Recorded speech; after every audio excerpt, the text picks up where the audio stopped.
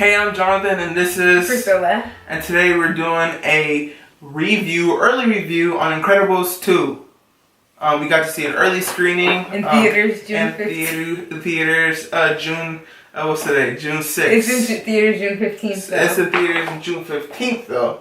If you want an early review of the movie before you go, we got it. But there's also spoilers involved, so at your own risk, I don't want to spoil the movie. But anyway, if you're still here, let's keep going. We're basically going to give our ratings. I'm going to give you my rating. We're going to give mine. Yeah. And then we're going to just talk about it how we normally would after. Okay. So, right. Okay, you can start. Alright, so I give the movie 10 out of 10. For me, I thought it was that good. That means it's the best movie in the world. I don't think it's the best movie in the world because I have other movies that I've given 10 out of 10 with. Those like the best movies in the world. They're good movies. Not the best in the world though. I'm just asking. It's really good. Okay. It's one of the I think it's one of the strong. It's up there. It's up there, and it's a strong Pixar movie for sure.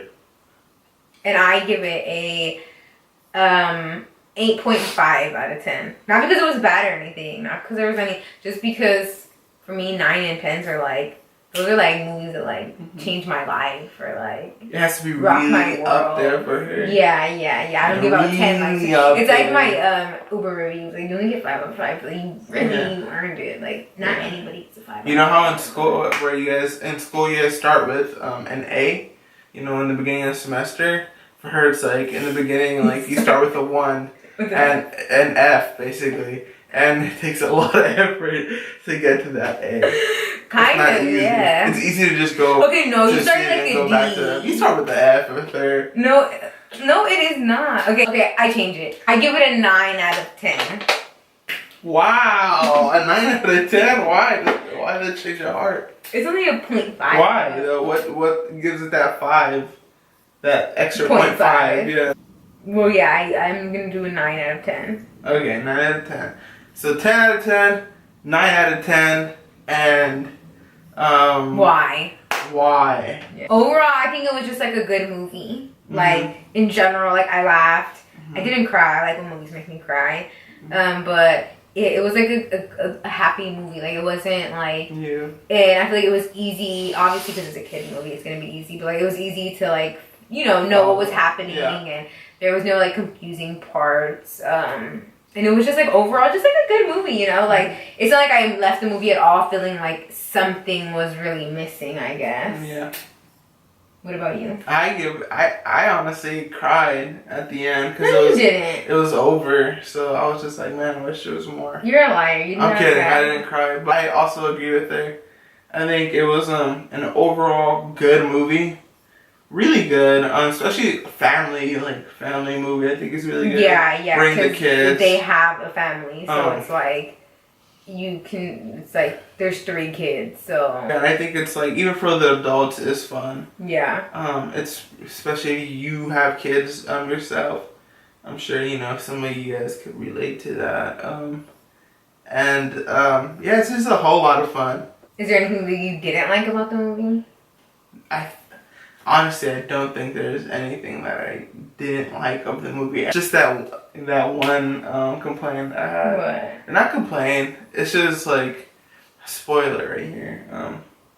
The villain of the movie, I felt like they don't show you the real identity of the villain in the beginning of the movie. You find out towards the end, like a plot twist type of thing.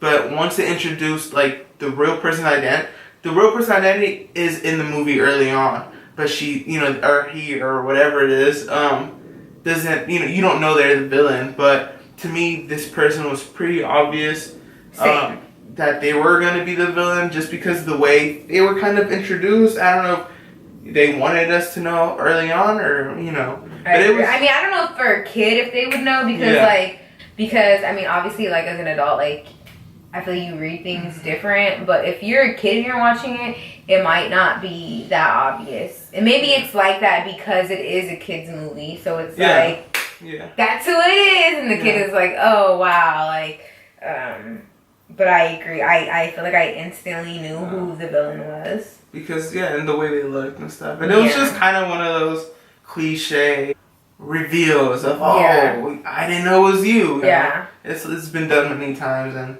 it's done in this movie again for the millionth time. But aside from that, it's still a really good movie, I feel like.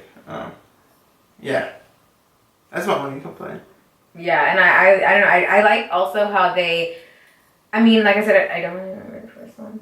But I like how they really showed like the kids' personalities too. Like you could see how like Violet is like a teenager and like she's liking boys and like, you know, typical teenager stuff. And then you have like Dash, who is like, you know, he's literally like the annoying little brother. Like, I don't even care about anything. I just want to like, what's this? What's that? You know, like, and then it's like the baby who is just like giving like him like hell because it's just like he's just like so much to handle, and it's just so cute too. I was like, my favorite was Jack because he was so cute. Yeah. What did you think?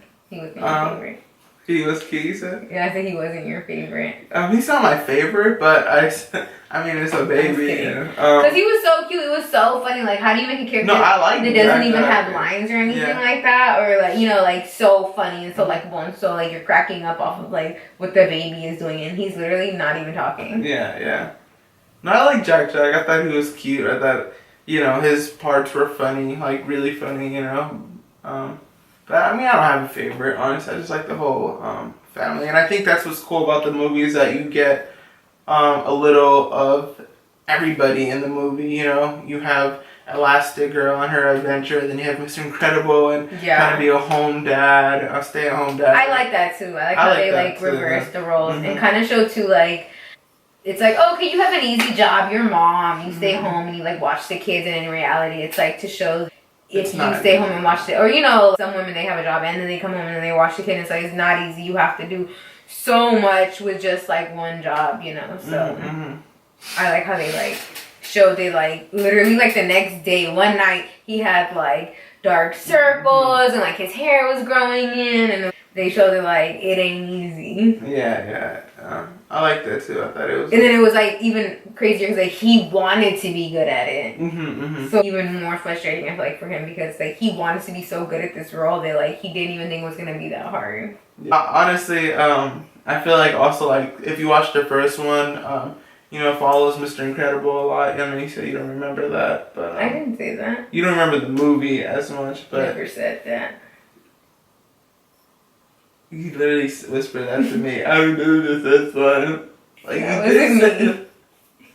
Are you trying to play me? Anyway, she said that to me earlier. She said she didn't remember the first one, but the first one, you know, there's you follow Mr. Incredible, and then you see the family a little, but this one you get so much more. And I like it. I like that a lot too. To be honest, I liked more when they were showing like them at home and like dealing with all that craziness rather than them showing like the adventure of like Elastigirl and like all the like crimes. That's what and that's what I liked about it is like you get everything. Like they were like not just like you said, focus on Elastigirl, they were focused on everyone. Like I like how it cuts, like how the film cuts. It doesn't feel like, oh, why are you taking us back here? It's just like no, it was a great flow, a great back and forth. Yeah, transitions. So I thought the movie alone had a good flow. And I personally didn't love Incredibles, the first one. I liked it. I thought it was cool. I didn't love it. I was like, oh, Incredibles! Like I kind of like when I heard the announcement, I thought it was a cool idea, but. You know, I was I wanted to see it, but it was like I was super excited about it. But you were gonna see it anyway because I was gonna see it anyway, of course. Like it's Pixar, I'm gonna see every Pixar movie that comes out. But I didn't like. Well, I wasn't so really excited, especially because like the past few sequels, like Finding Dory. Finding Dory was okay, you know. I didn't like love it as much as Finding Nemo, and Cars 3 was cool, you know, but it wasn't. I like Cars. Honestly, I like Cars 2 better. That's why I wasn't excited for like the sequel.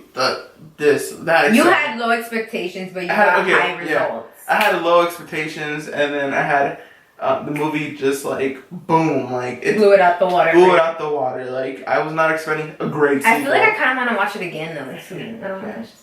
Yeah, I would watch it again, honestly. Like, I thought it was that good. And it was Incredibles 1 times 2. And Elastigirl, having her as, like, the main hero, great. Awesome, you know? To see Mr. Incredible at home, awesome, too. Like, honestly, it was awesome.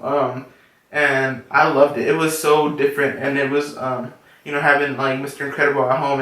And that's his obstacle, you know?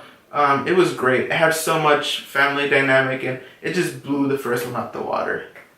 Yeah, so that's why I give it a 10 out of 10, just for destroying my expectation and being so much better. And my expectation was just like chill, because I didn't really have any. I feel like you have higher expectations for like Pixar movies, just because you're so into them, and for me it's just like another. Well, no, not just another movie, but like.